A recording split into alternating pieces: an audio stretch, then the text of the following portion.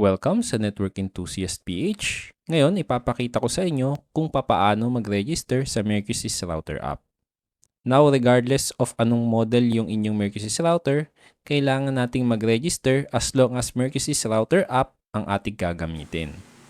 And ang video natin ngayon ay hindi lang tutorial, ito rin ay para sa mga nagpaplano palang bumili or hindi pa nakakapag-setup gamit yung app para mabigyan kayo ng idea ano yung registration process sa ating Mercusys app. Bago tayo magsimula, i-download muna natin yung Mercusys Router app sa App Store or sa Google Play Store. So after nating ma-download yung Mercusys Router app, click lang natin yung Mercusys app sa ating smartphone.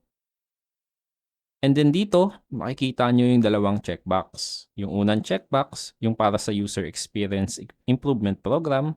And then yung pangalawa naman, yung para sa Terms of Use. So yung una is optional lang.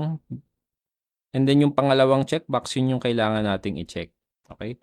So, kung kayo naman yung tipo ng tao na ayaw nyong i-provide yung inyong email address para sa registration, pwede kayong mag-set up ng inyong Mercusys router through Web UI. So, just in case na yung isi-set up nyong Mercusys router yung MW31R, gagawa tayo ng video dyan. So, subscribe lang sa ating channel para sa upcoming tutorial. Okay?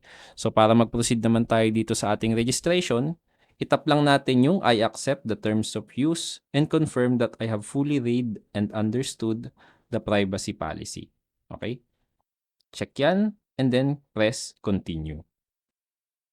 Ngayon naman, pindutin natin yung sign up button dito sa lower left ng ating page. Okay? So, tap lang natin yung sign up. And then dito, ilalagay natin yung ating preferred email address na gagamitin natin sa pag-register. Okay? So, tap lang natin yung Mercusys ID or email field, and then i-type natin yung ating magiging email address. Okay? So, once na-type na natin yung ating email address, piliin naman natin yung country dito sa ating lower right. Okay? So, make sure na naka-Philippines yan. Kung hindi pa, i-type nyo lang yung PH. Okay? And then, lalabas na yung Philippines. Type nyo yung country natin, Philippines, and then press done dito sa may bandang upper right.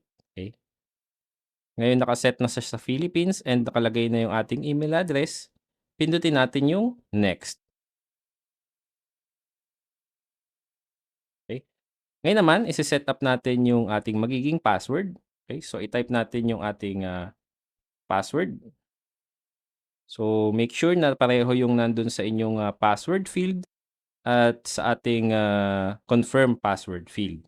And also, make sure na yung password na ilalagay nyo is minimum of 8 characters to 32 characters. Okay? Pwede yung mixture ng uppercase or lowercase na password. Okay? So once na-type na natin yung ating password, pindutin lang natin yung sign up. And then dito, makikita nyo may dalawang checkbox. So yung sa unang checkbox, sinasabi lang dyan kung gusto nyo mag-sign up, pero optional lang yan. So yung kailangan lang nating i-check, yung I accept the terms of use and confirm that I have fully read and understood the privacy policy. Okay? So check lang natin yan, and then press confirm. So, ngayon naman, i-activate natin yung ating bagong gawang Mercusys ID. So, para magawa yon, nag-send si Mercusys sa atin ng email, which is i-check natin yung ating email address para ma-activate natin yung ating Mercusys ID. Okay, so back muna tayo. And then, pumunta kayo sa inyong email. Okay, so makaka-receive kayo ng katulad nitong sa akin, na sabi dito is your activate your Mercusys ID. And then dito sa baba, i-click natin yung click to finish registration. Okay, so tap lang natin yung click to finish registration. And then magbubukas yung web page ng inyong device at sinasabi na activation succeeded. Okay, so once nakita niyo nitong message na activation succeeded, balik tayo sa Mercusys app. Okay? And then itap natin yung activated and logged in. Okay?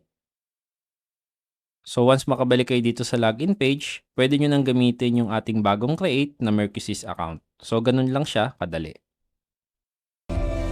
So ayun yung video natin sa pag-register sa Mercusys app.